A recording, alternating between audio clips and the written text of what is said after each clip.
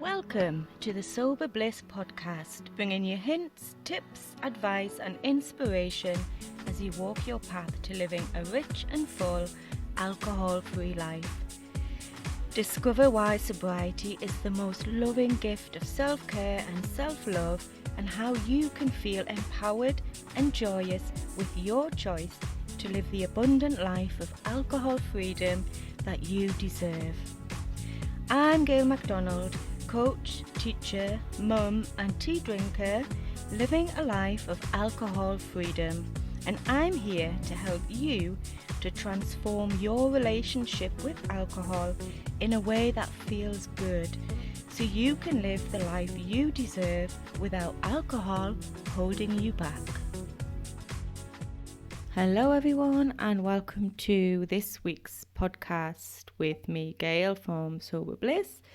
I think it's been a couple of weeks since I last recorded a podcast, but I have been keeping in touch with you via email, and also I don't know if you've noticed, but on a Friday I do a quick little YouTube video based on kind of what's been happening with me during the week, any conversations that I might have had with people or anything that's cropped up in the coaching or just in my own life. So if you haven't seen those, go and check them out. They're on YouTube and I upload one every Friday. And this week's podcast is actually an extension of the last video that I did on Friday, which was based on a conversation that I had with one of my friends. So this week I am going to be talking about FAB, which is nothing to do with Thunderbirds at all. It stands for Fading Affect Bias. Now, if you're wondering what on earth are you talking about, Gail, I've never heard of that before. I first discovered it in William Porter's book, Alcohol Explained. So if you've read the book, then you probably know what I'm going to talk about today. If you haven't, then it's such a good, informative book, so go and check that out.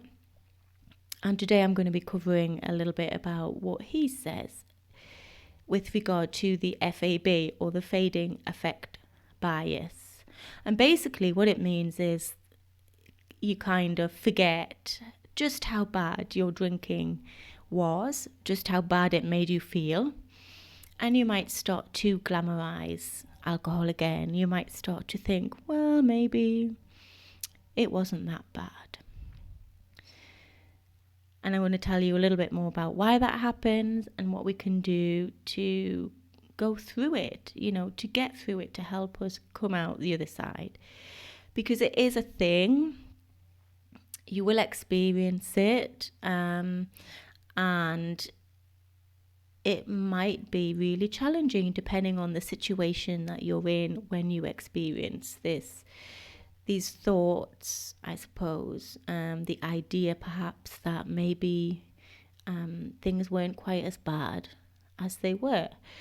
So, but just before we go on with that, it is perfectly normal to experience this because our brain does protect us in that way. We can't go around remembering and feeling all of the bad things that happened to us, or that we did, or we felt, or experienced to the same extent as when they actually happened, because otherwise, we'd probably fall apart.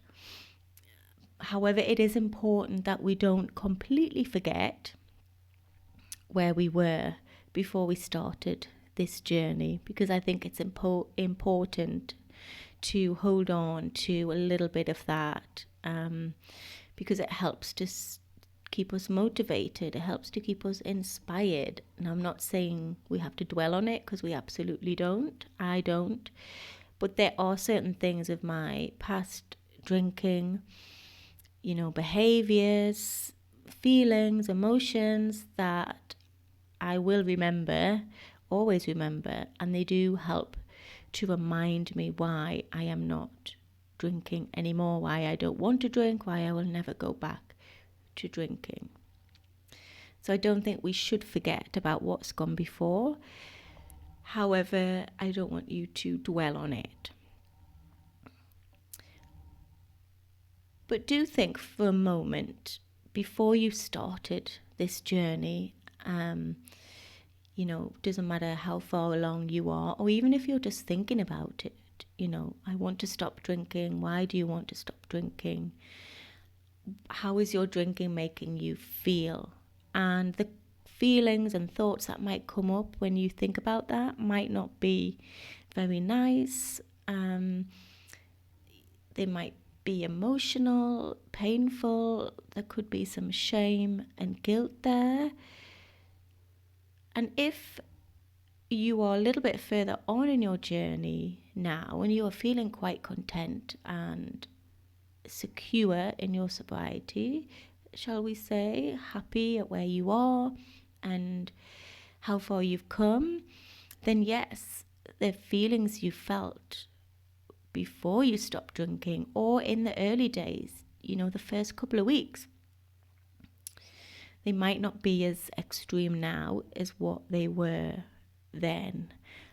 The feelings of shame might not be as intense. And hangovers, for example, you might remember that you had a really bad hangover, but you can't quite recall the intensity of the headache or just how awful you felt. Things now are not as bad as they were then.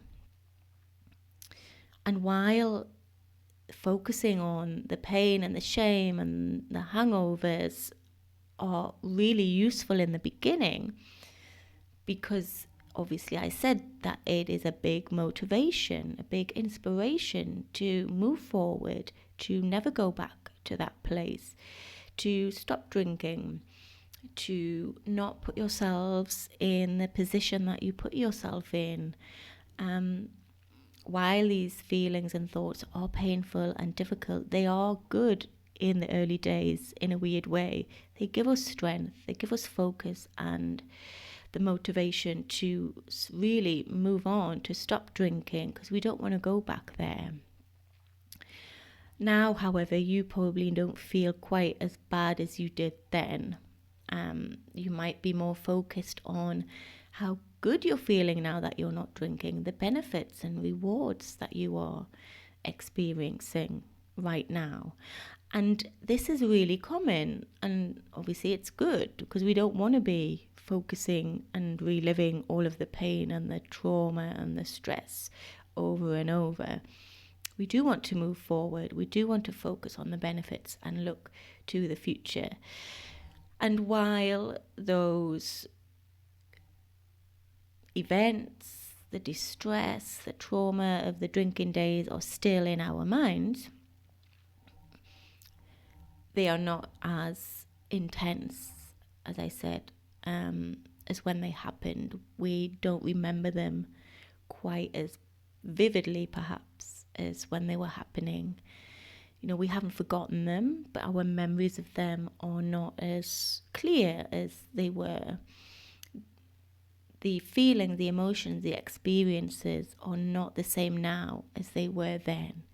And that is, I suppose, what is the fading effect bias is.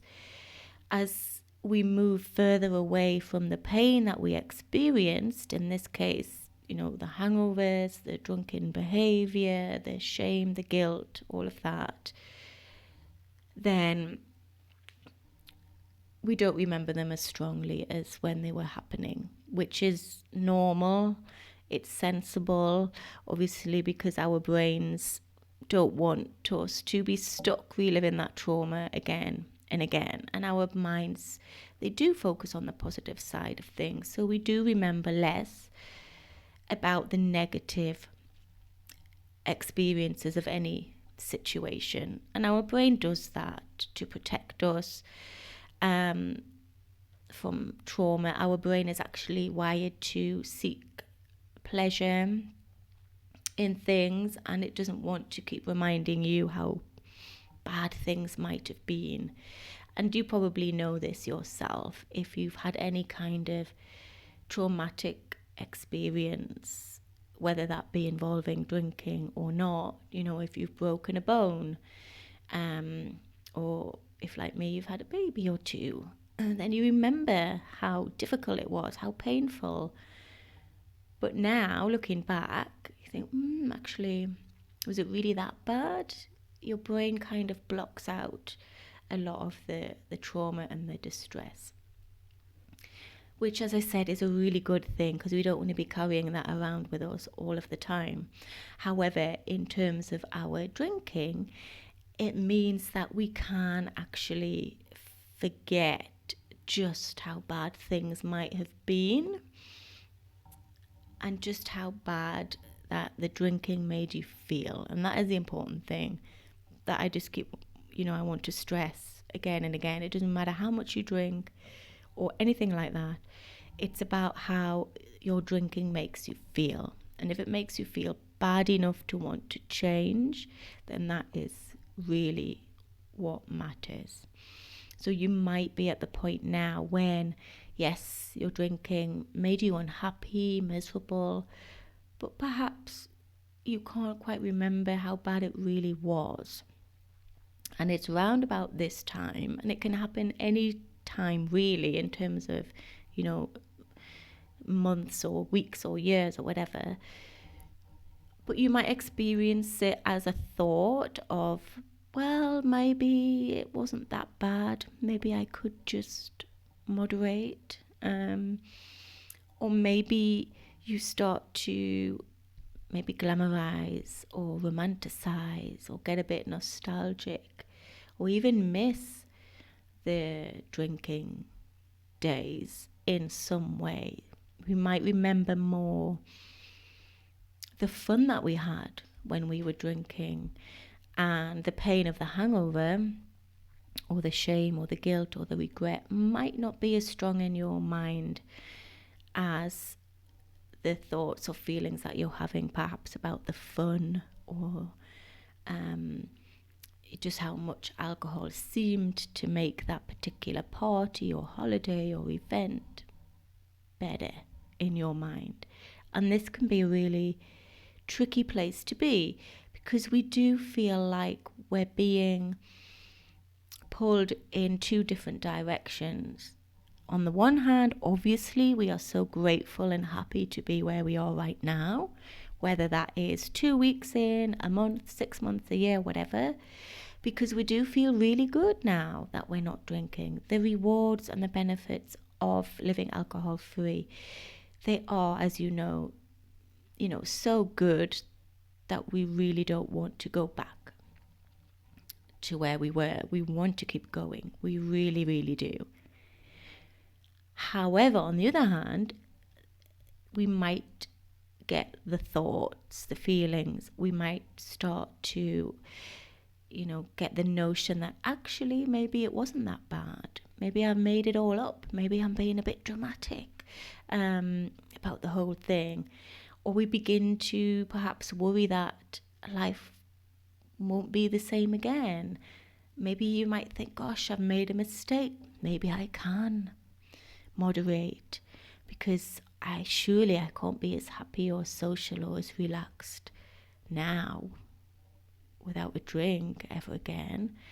And it's at this point that the wine witch suddenly pops back into your head and starts whispering those thoughts, and you might hear the words, the thoughts, experience the feelings that maybe, just maybe, one won't hurt, or maybe I can moderate, maybe I wasn't that bad, maybe, I did make a big deal out of it when actually it wasn't, because all my friends, they drink the same as I did, so it can't have been that bad. And this is the point where you have to be really aware. Now, I don't want you to feel scared or panicky or worried if this happens, because I think it happens to everybody and it is a normal part of the process. And remember that, just because we don't remember to the full extent the horrible consequences perhaps of our drinking. Maybe these things are not fresh in our minds anymore, and we can't feel obviously the physical pain that we once did. They don't have the same impact as they did on day one, for example. It doesn't mean that they didn't happen, and it doesn't mean that you can dismiss them as not being important, because they were obviously important enough for you to want to stop drinking. That's why whenever anybody starts to work with me, we go through some really deep journaling exercises in the beginning, and we focus a lot on why you want to stop drinking. And the exercise of finding your why, figuring out your why, is probably the most important thing that you can do, because that will always be with you when the pain and the shame and the guilt of hangovers and past drinking experiences has lessened, because it has to.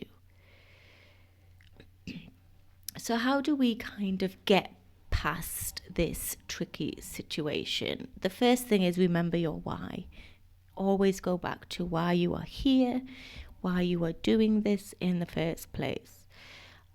And the second thing is to try and see alcohol for what it really is. So try not to romanticize the drink. Try not to give alcohol any credit for any situation that you were ever in where you felt good, were relaxed, were happy, had fun. Because it's never just the alcohol that makes any situation good or bad. In fact, alcohol can't really make anything better at all. We just think it does, because that's what we've always done in the past. So really, it's important to remember that you are in full control. Alcohol doesn't really have any power unless you give it the power, and you can only do that by attaching certain thoughts and ideas and notions to the alcohol. Maybe the good times you had when you were drinking.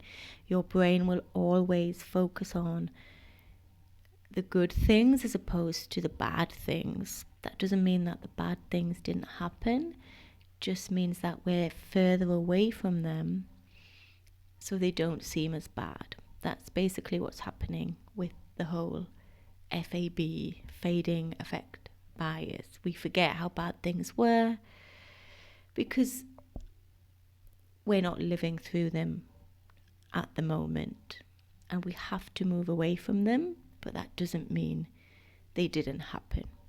So always remember that, and always look forward to where you want to go, to how you want to feel. I say this all the time. It's never really about how much you're drinking. It's about how you want to feel. If the alcohol is making you feel bad, then surely some time away from it would be a good thing. And the more time you have away from it, then the better we'll feel. And to go a little bit deeper with that, if things do get tricky in terms of the thoughts are coming, maybe you're having trouble actually not romanticizing the first drink. Maybe you're having trouble with the wine witch. Maybe the thoughts are getting too much. There are some things that you can do, and one of them is to play the movie forward. You've probably heard me say this a lot. I mentioned it in the video that I did on YouTube.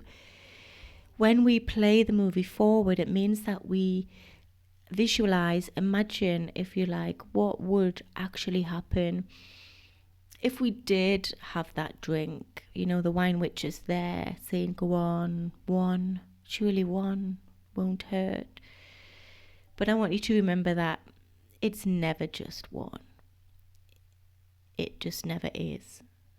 So I want you to think about that when you play the movie forward. So if you did have that one drink, then it would turn into 2 or 10, as you know.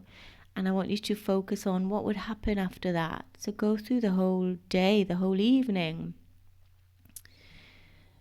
the middle of the night, when you used to wake up at 3 o'clock in the morning, heart hammering, mind racing, feeling rubbish, that would happen again.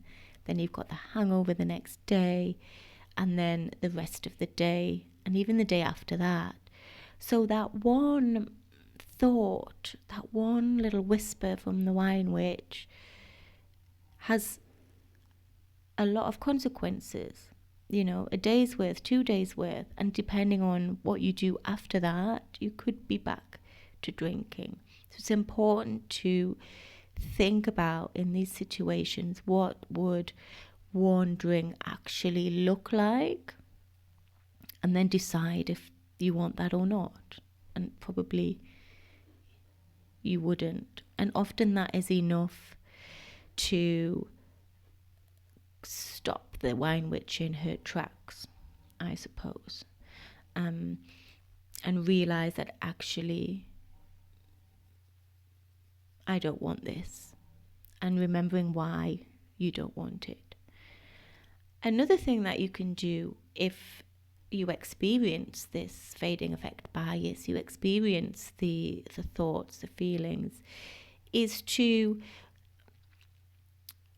maybe think of a couple of situations that you've been in, maybe while you were drinking, and then you've experienced again since you've stopped drinking, and look for the evidence that actually you can do these events, these situations, these parties, whatever it might be, without drinking, and it's fine.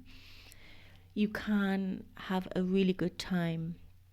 You don't need alcohol to enjoy a meal, or to have a good time at a restaurant, or to have a good time with your friends. It's just the thoughts, the glamorizing, the romanticizing that makes you think perhaps it was better, but it wasn't. So remember that alcohol doesn't deserve any credit for anything. And there's a really good way that you can practice that. It is visualization. I do talk a lot about visualization, but it helps you to really see and experience something where alcohol might have played a part in the past, and to look at the whole situation for what it actually is, and to really get clear on the role that alcohol played in that situation. Because remember, you might experience these thoughts when you are in a situation that perhaps you haven't been in for a while. Maybe you're on holiday and it happens, or maybe you're at a party and it happens, and it can throw you a little bit off guard. But I want you to remember that no situation is made better by alcohol. So the visualization will really help you to see that.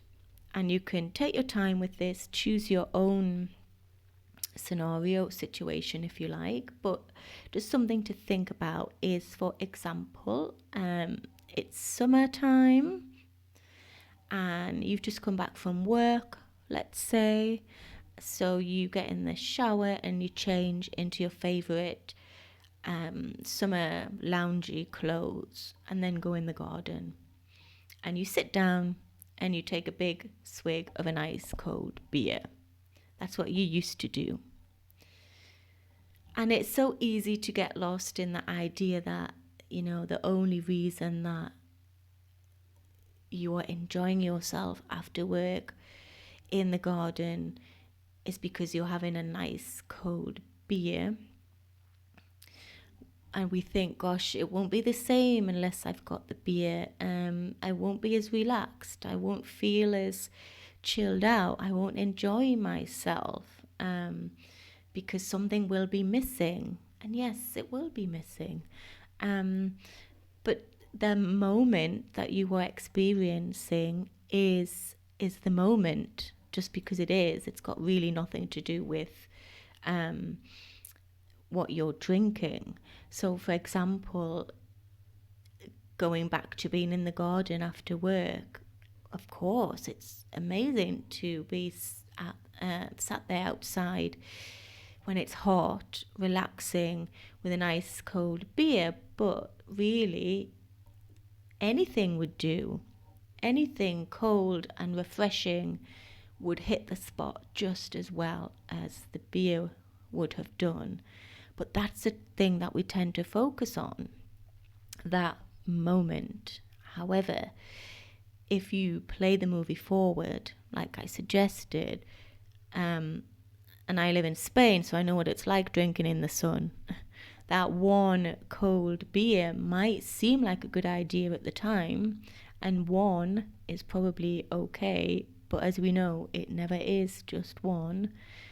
So what happens after we have one? Then we have another one and another one, and there's nothing worse, absolutely nothing worse than drinking in the sun, because when you come back in, you feel, your head's that horrible fuzzy feeling, you feel all lethargic, and really you can't be bothered to do anything at all except slump on the sofa and maybe fall asleep and have a nap.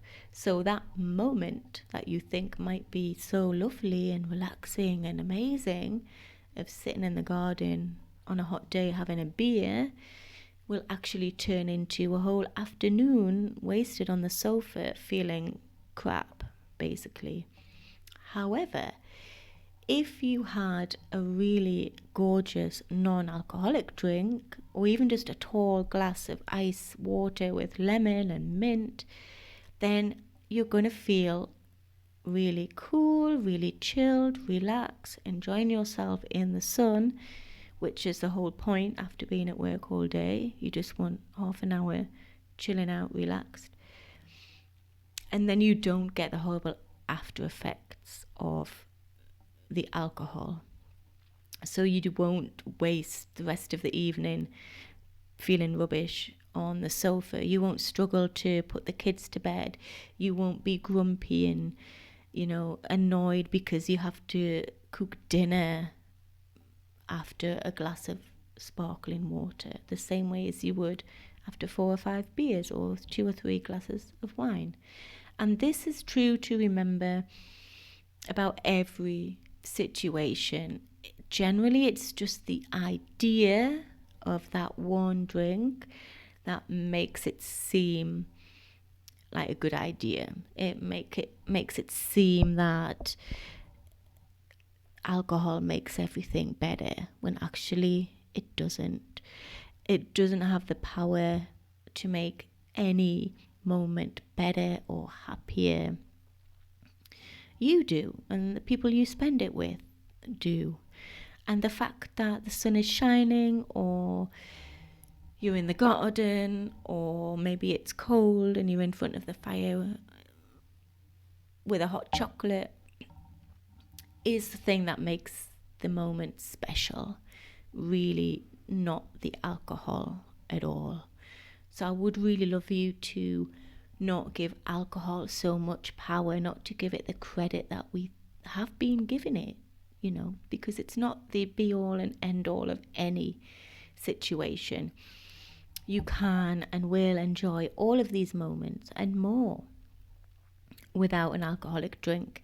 You just need to see these moments for what they are, the gratitude, I suppose, in these moments, and understand that really the glass of wine or the beer or whatever doesn't make the situation any better than it already is, because it's already amazing to be sitting in the garden after work in your shorts with a magazine and something cold in your glass. It's already amazing to put your feet up in front of the fire when the kids have gone to bed and just have 5 minutes peace. That in itself is an amazing feeling. You don't need a glass of wine to make it better or to help you. So it's about appreciating the moments for what they are, and the people you're with, and where you are and how you're feeling. And you can begin to find your own evidence of this. Maybe do it now, even before you've had any experience of these thoughts. So any situation, like I said, the garden in the summer, or I don't know, somewhere on holiday, or a rooftop restaurant in the city. Anything that's been playing in your mind or you've been worrying about, or anything that's coming up. Maybe you have got a holiday coming up and you're worried about the wine witch popping up. So put yourself in the situation without the alcohol. See yourself having a really good time. See yourself enjoying the moment for what it is, for where you are, for the people you're with. See yourself really enjoying yourself, the holiday, the barbecue, cooking dinner, going out for the night, whatever it might be, without alcohol. Visualization is a really powerful tool, and I have done a whole podcast on visualization, and there is a blog post as well which will help you even more with the practice of visualization. So what we want to do when we do visualize is we're basically practicing doing the things that we want to do without alcohol. And the more we practice, the easier it becomes. The more we find evidence that it is possible, that we don't need alcohol, then the easier it becomes. And always focus on the positives. Always focus on what you are gaining. So when the wine witch does pop up and she does say things like, oh, maybe it wasn't that bad, maybe you are making a big deal out of how your drinking used to be, then always focus on what you're gaining by not drinking. Always focus on where you're going as opposed to where you've been, because that is the thing that's going to keep you moving forward, because there is always so much more to gain and to be thankful for, to enjoy, to experience. Remembering how bad things were, they do have their place, but remembering just how awful it was is not the thing that's going to keep you motivated and inspired to move forward. Remembering or rather focusing on what you want, why you're doing this in the first place, how you want to feel, that's the thing that's going to keep you going when it gets tricky, or when the wine witch pops up, or when these thoughts appear. And they probably will, but don't worry about them. It's normal. We all go through it. And remember that they are just thoughts. At the same time, a thought can't make you do anything. It's just a thought. So on that note, I am thinking of you as you go about the rest of your day, your weekend, your week, wherever you are listening to this. Let me know your experiences of this. Have you reached the point where you can't quite remember how awful things were? You can't quite remember why you took the decision to stop drinking. Or maybe you can remember, but the feelings aren't as strong there. So if that's where you are right now, do let me know. Let me know what you're doing to cope with that at the moment.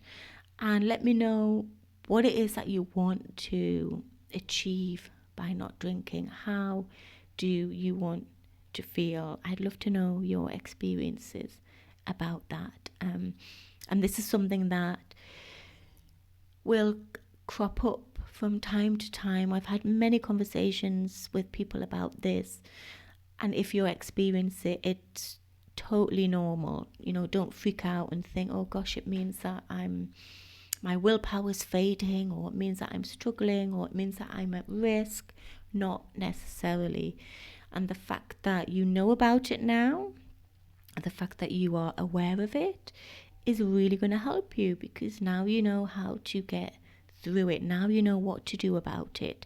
Now you know how to move forward and not get bogged down or caught up in the worry and the thought and the anxiety of basically the wine witch. That's all it is, the wine witch popping up.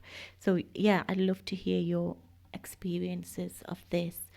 And remember, if you do need more support around this or any other aspect of not drinking, living alcohol free, then you can of course get in touch and work with me one-to-one. I do have one space left in February at the time of recording this podcast, and also we do have the group support membership, which is open at the moment. So if you want support from a group of like-minded lovely women just like you, then I will put the link to the support sessions page, the information on my website. So go there and check it out and come and join us, and we can have a chat about the wine witch and emotions and visualization and the fading effect bias and all the other things that come with living alcohol free. So thank you so much for listening to me today. It's been a pleasure, and I will talk to you again very, very soon. Bye for now. Thank you so much for listening. If you enjoyed this episode, then please share and subscribe. For more help and support, go to the Sober Bliss website, soberbliss.com. Connect with me on social media and learn how I can help you quit drinking and start living.